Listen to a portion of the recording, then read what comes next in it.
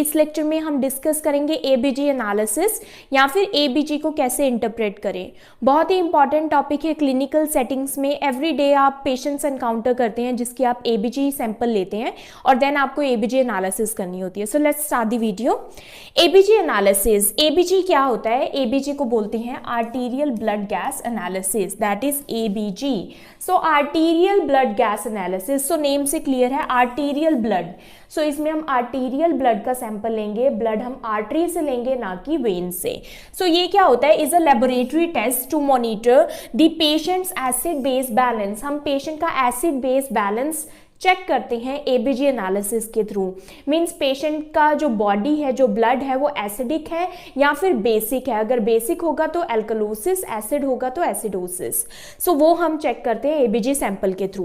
ABG blood sample is taken from N artery, और artery में से कौन कौन सी मेन या फिर कॉमन आर्टरीज है जहां से ब्लड सैंपल लिया जाता है?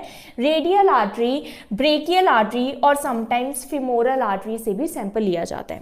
Then ABG helps health care provider to interpret conditions that affect respiratory system. कोई ऐसी कंडीशन जो कि रेस्पिरेटरी सिस्टम को अफेक्ट कर रही है वो हमें पता लग जाता है। सर्कुलेटरी सिस्टम और मेटाबॉलिक प्रोसेसेस, कोई मेटाबॉलिक प्रोसेसेस डिस्टर्बेंसेस हुई है बॉडी में वो पता लग जाता है। मेटाबॉलिक प्रोसेसेस क्या होता है? How body transforms food into energy.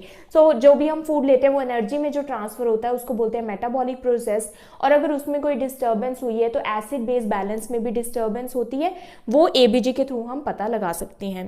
Then आता है normal values in arterial blood gas analysis. अब एबीजी में हम क्या क्या देखते हैं? कुछ वैल्यूज होती हैं जो कि हम देखते हैं। सबसे पहला वेरी इंपॉर्टेंट पीएच, पीएच हम देखते हैं। पीएच क्या होता है? Power of hydrogen ions.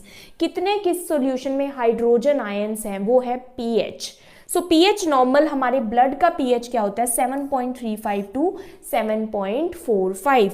Very important. Blood का पीएच हम देखते हैं या फिर एक्स्ट्रा सेल्यूलर फ्लूइड और प्लाज्मा का पीएच हम देखते हैं जो कि कितना होता है? 7.35 टू 7.45। नाउ अगर ब्लड पीएच 7.35 से कम हो तो उस कंडीशन को हम क्या बोलते हैं? एसिडिक। एसिडिक और एसिडोसिस। और अगर ब्लड पीएच 7.45 से ज्यादा हो तो उस कंडीशन को हम क्या बोलते हैं? बेसिक। और बेसिक को हम क्या बोलते हैं? एल्कली। इसलिए इस कंडीशन का नाम क्या हो जाता है? एल्कलोसिस।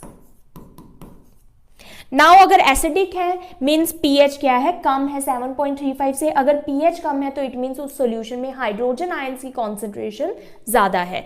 ऐसे ही अगर 7.45 से ज्यादा पीएच है, इट मींस पीएच ज्यादा होने का मतलब है कि उस सॉल्यूशन में